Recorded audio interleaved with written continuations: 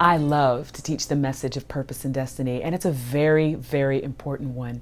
I love to tell my story when I'm teaching it. I was a medical doctor for about 20 years, and then I started writing Christian fiction, and I never wanted to be a medical doctor.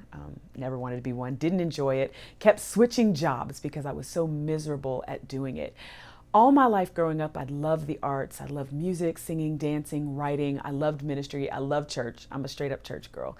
Loved church, loved everything about it. And in my 20s, I started getting all these prophetic words. I was in medical school. Not one of the prophetic words had anything to do with being a doctor.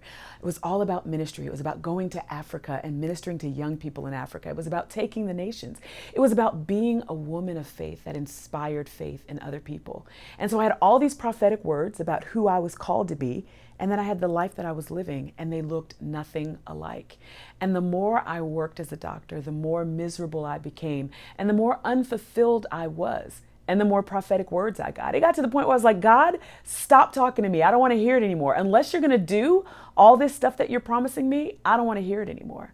I was in ministry school at Bethel, Atlanta, School of Supernatural Ministry, kept getting all these prophetic words. I was writing fiction because that made me happy and it was catharsis. And I finally said, what am I going to do? I can't live like this anymore.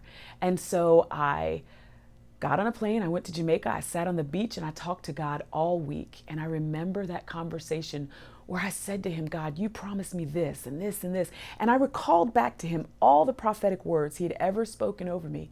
And I said, when are you going to make good on your promises?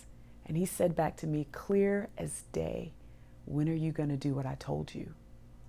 I was like, you're waiting on me? And he says, yeah, I'm waiting on you. So I was like, okay, what do I do? He said, quit your job. I was like, quit my job? Wait a minute now. I got a car payment. I got a mortgage. I got all this stuff going on. He goes, quit your job. That's all he said. Okay, all right, I'll quit my job. What do I do next? When you quit your job, I'll tell you. Yeah, God, I ain't feeling that. That whole Abraham, go to the country, and then when you get there, I'll tell you what to do. I wasn't feeling that. But he didn't say anything else, that was all he said. And so I came back from Jamaica. I didn't quit my job. I just pretended like, ooh, you were tripping on the beach and let's get back to normal life. And then my birthday came around. I sat in my prayer room 2 months back at work. I was miserable again. And I said, God, I can't live like this. When do I get to do all the things that you've told me I'm going to do? And he said, I told you to quit your job. And I was like, oof, that was you. Okay. So I went in and I quit my job the very next day and didn't know what I was going to do.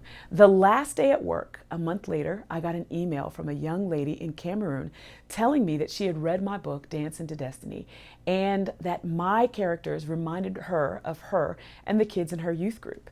And so all of a sudden, I started waking up at 3 o'clock in the morning, 4 o'clock in the morning, praying, crying out for revival in this nation of Cameroon. And I mentioned it to her and she was like, yeah, me and my youth group are praying for you to come over.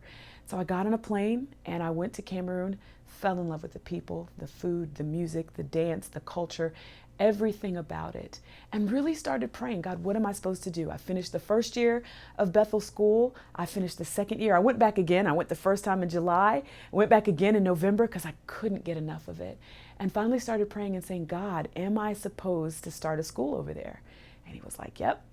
And it was just, it was a scary leap. And I remember saying to him, okay, I'm going to jump, but you got to catch me. I'm going to quit a 6-figure job to live on donations as a missionary. That was scary. It was very, very scary.